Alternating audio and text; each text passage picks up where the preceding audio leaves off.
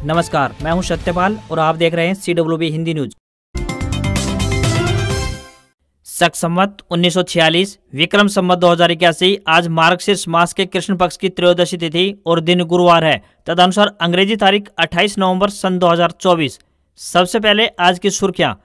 परीक्षा ड्यूटी के लिए पारिश्रमिक में बढ़ोतरी, प्रति उत्तर पुस्तिका जांचने पर अब मिलेंगे इतने रुपए।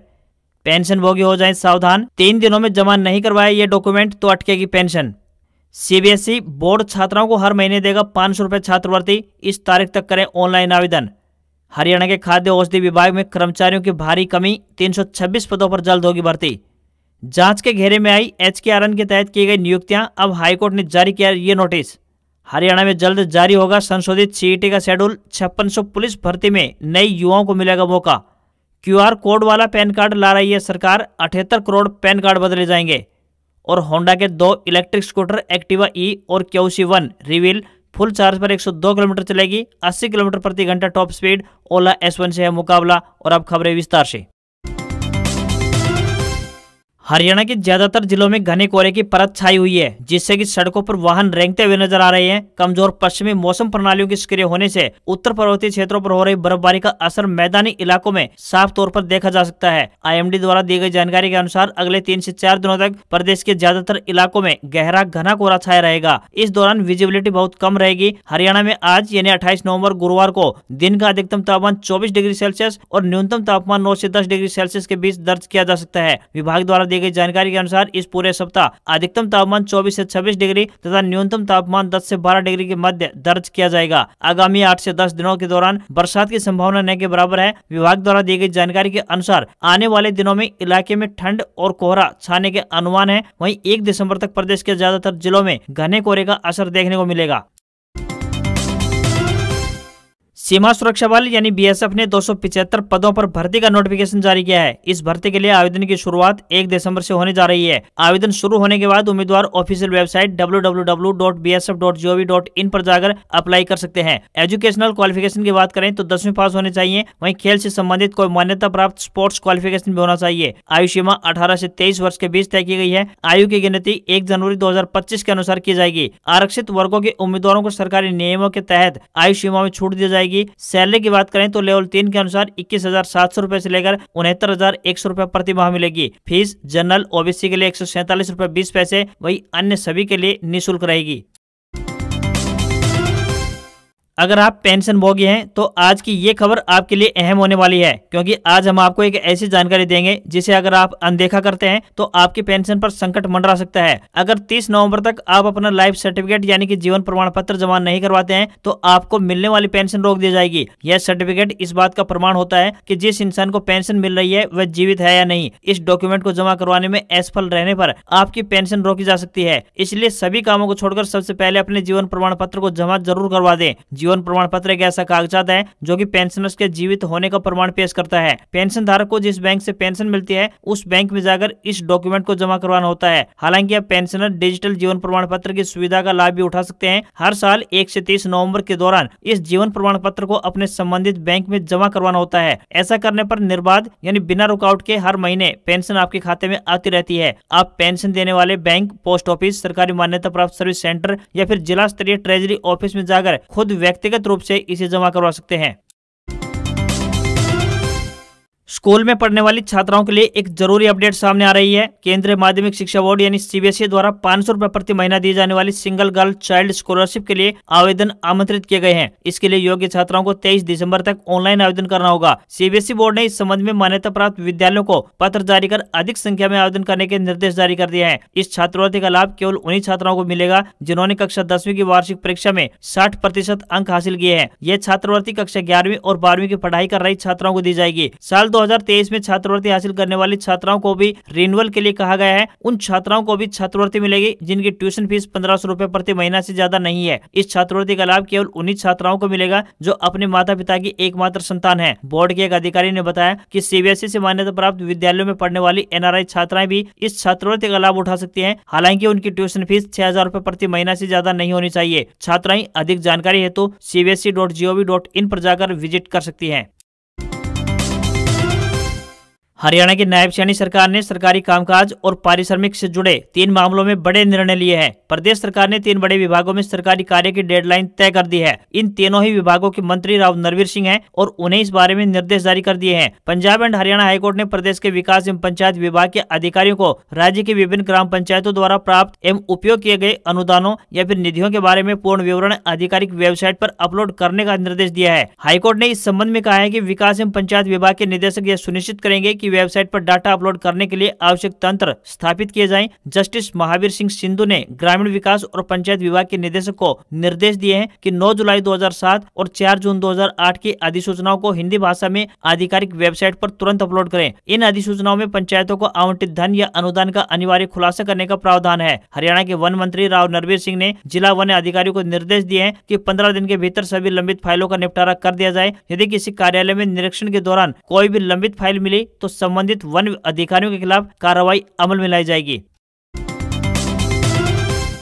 राज्य के बहुतकनीकी संस्थानों के स्टाफ को परीक्षा ड्यूटी के लिए मिलने वाली पारिश्रमिक में बढ़ोतरी कर दी गई है। परीक्षा अधीक्षक को 250 की जगह अब 400 और उप अधीक्षक को 200 रुपए की जगह 300 रुपए मिलेंगे। फ्लाइंग स्क्वाड का पारिश्रमिक 750 रुपए से बढ़ाकर 1200 रुपए कर दिया गया है। प्रति उत्तर पुस्तिका जांचने पर अब 12 रुपए की जगह 20 रुपए मिलेंगे। इसी तर्ज पर अन्य कार्यों के लिए भी पारिश्रमिक में बढ़ोतरी हुई है। हरियाणा राज्य तकनीकी शिक्षा बोर्ड के चेयरमैन डॉक्टर डी सुरेश ने इस संबंध में सभी राजकीय सरकारी अनुदान प्राप्त और निजी बहुतकनीकी संस्थानों के प्राचार्यों को निर्देश जारी कर दिए हैं। उन्होंने बताया कि 12 साल के बाद ये पारिश्रमिक में बढ़ोतरी हुई है। हरियाणा विधानसभा चुनाव में अप्रत्याशित हार झेलने वाली कांग्रेस पार्टी चुनावी परिणाम के लगभग 2 महीने बाद भी नेता प्रतिपक्ष का चयन नहीं कर पाई है। इसी बीच कांग्रेस के वरिष्ठ विधायक एवं पूर्व विधानसभा अध्यक्ष डॉक्टर रघुवीर सिंह कादियान का नेता प्रतिपक्ष को लेकर बड़ा बयान सामने आया है। कांग्रेस विधायक रघुवीर सिंह कादियान ने कहा कि नेता प्रतिपक्ष बनने की तस्वीर जल्द ही साफ हो जाएगी। फिलहाल 37 विधायकों की राय लिफाफे में बंद है। उन्होंने बताया कि नेता प्रतिपक्ष का चयन करने के लिए दिल्ली से ऑब्जर्वर आए थे, जिन्होंने एक एक करके सभी विधायकों से राय ली थी। अब फैसला हाईकमान को करना है। बहुत जल्द नेता प्रतिपक्ष का नाम सबके सामने होगा। रघुवीर सिंह कादियान का नाम भी नेता प्रतिपक्ष की दौड़ में चल रहा है, तो इसके जवाब में उन्होंने ना तो जिम्मेदारी लेने की हामी भरी और ना ही इनकार किया। उन्होंने कहा कि इसका फैसला कांग्रेस हाईकमान करेगा और पार्टी का फैसला सभी के लिए मान्य होगा। कादियान ने कहा कि हम कांग्रेस के सच्चे अनुशासित सिपाही हैं और शायद पार्टी हाईकमान के फैसले को सिर झुकाकर स्वीकार किया है। साथ ही प्रदेश की नवनियुक्त बीजेपी सरकार पर रघुवीर सिंह कादियान ने कहा कि यदि सरकार कोई गलत काम करेगी तो मजबूती से विपक्ष की भूमिका निभाते हुए उसका पुरजोर विरोध किया जाएगा। प्रदेश में हरियाणा कौशल रोजगार निगम लिमिटेड यानी HKRNL की स्थापना की गई है, जिसके जरिए उम्मीदवारों को विभागों में अनुबंध आधार पर नियुक्तियां दी जाती हैं। फिलहाल हरियाणा कौशल रोजगार निगम लिमिटेड के तहत अनुबंध के आधार पर की गई नियुक्तियां जांच के घेरे में आ चुकी हैं। पंजाब एवं हरियाणा हाईकोर्ट ने हरियाणा के मुख्य सचिव को कोर्ट के फैसलों के उल्लंघन में ऐसी नियुक्तियां करने के लिए अवमानना याचिका पर एक नोटिस जारी किया गया है। याचिका में आरोप लगाया गया है कि राज्य प्राधिकारियों ने हाईकोर्ट द्वारा जारी सामान्य निर्देशों की जानबूझकर अवहेलना करते हुए यह नियुक्ति दी है। याचिका में ऐसे अधिकारियों के विरुद्ध कार्रवाई की मांग की गई है। याचिकाकर्ता का कहना है कि हाईकोर्ट के साथ साथ सुप्रीम कोर्ट भी बार बार सार्वजनिक रोजगार में तदर्थवाद को रोकने के लिए निर्देश जारी करता रहा है, ताकि संवैधानिक व्यवस्था के मुताबिक सार्वजनिक पदों पर ये नियुक्तियां दी जा सकें। बता दें कि HKRN के तहत PRT, TGT, PGT, JE, foreman, lab technician, radiographer और स्टाफ नर्स आदि सहित विभिन्न पदों के लिए पात्र उम्मीदवारों से ऑनलाइन आवेदन मांगे गए हैं। याची पक्ष ने दलील दी है कि हाईकोर्ट के साथ साथ सर्वोच्च न्यायालय की तरफ से पारित निर्णयों को ताक पर रखते हुए कॉन्ट्रैक्ट के आधार पर लाखों स्वीकृत पदों पर विज्ञापन जारी किया गया है। हरियाणा के खाद्य औषधि विभाग में कर्मचारियों की भारी कमी चल रही है, जिसके चलते विभाग में खाद्य पदार्थों की जांच पर भी प्रभाव पड़ता हुआ दिखाई दे रहा है। खाद्य औषधि विभाग में लगभग 56% कर्मियों की कमी बनी हुई है। हरियाणा में खाद्य पदार्थों की क्वालिटी राम भरोसे चल रही है। लैब में भेजे जाने वाले सैंपल को जांचने के लिए भी कोई पुख्ता इंतजाम नहीं किए गए हैं। राज्य के 22 जिलों में से सिर्फ 7 जिलों में ही जिला खाद्य अधिकारी हैं और सभी के पास 2 से 3 जिलों के कार्यभार हैं। खाद्य एवं औषधि प्रशासन विभाग में 583 पद स्वीकृत हैं, जबकि इनमें से कुल मिलाकर 326 पद अभी भी रिक्त यानी खाली पड़े हैं। यानी 56% पदों पर सरकारी कर्मचारी उपलब्ध नहीं है। सबसे ज्यादा खराब हालत ड्रग नियंत्रक अधिकारी और खाद्य सुरक्षा अधिकारी के पदों के लिए है। इन पदों पर 80% से ज्यादा कर्मियों की कमी बनी हुई है। ध्यान देने वाली बात यह भी है कि विभाग में रीडर के लिए 23 पद स्वीकृत हैं और सभी पद रिक्त हैं। विभाग में कर्मियों की कमी के मद्देनजर जनवरी 2024 में कॉन्ट्रैक्ट आधार पर 175 पदों पर नियुक्ति की गई थी, मगर ज्यादातर कर्मी क्लर्क और मल्टीटास्किंग स्टाफ के पदों के लिए ही नियुक्त किए गए थे। हरियाणा के जींद में 24 नवंबर को आयोजित हुई सीएम नायब सिंह सैनी की रैली का विवाद पंजाब एंड हरियाणा हाईकोर्ट तक पहुंच गया है। मोहाली के एक वकील द्वारा हाईकोर्ट में दायर याचिका में कहा गया है कि जींद रैली के लिए 1194 सरकारी बसों का इस्तेमाल किया गया था, जो कि पूरी तरह से पब्लिक ट्रांसपोर्ट का दुरुपयोग है। हाईकोर्ट में दायर याचिका में अपनी राजनीतिक पार्टी को फायदा पहुंचाने के लिए जनता के पैसे के दुरुपयोग का आरोप लगाया गया है। याचिका में दलील दी गई है कि रिप्रेजेंटेशन ऑफ पीपल एक्ट 1951 के तहत दी गई पावर का कोई भी सरकार ऐसे दुरुपयोग नहीं कर सकती है। इस रैली में नेशनल और स्टेट हाईवे का भी दुरुपयोग किया गया। याचिका में आरोप लगाया गया है कि वाल्मीकि जयंती पर आयोजित हुई मुख्यमंत्री की इस रैली में लोगों को निःशुल्क यानी फ्री लाने के लिए हरियाणा रोडवेज की बसों का इस्तेमाल किया गया है। याचिका में इसे नियमों के खिलाफ बताते हुए जींद रैली पर हुए खर्च को वसूलने का निर्देश देने के लिए हाईकोर्ट से आग्रह किया गया है। याचिकाकर्ता के अनुसार राजनीतिक लाभ के लिए सरकारी खजाने का दुरुपयोग करके राज्य सार्वजनिक खजाने की कीमत पर रैली के लिए राज्य परिवहन की बसों की मांग की गई थी। न्याय के हित में यह राशि मुख्यमंत्री नायब सिंह सैनी और मंत्रियों से वसूल किए जाने योग्य है।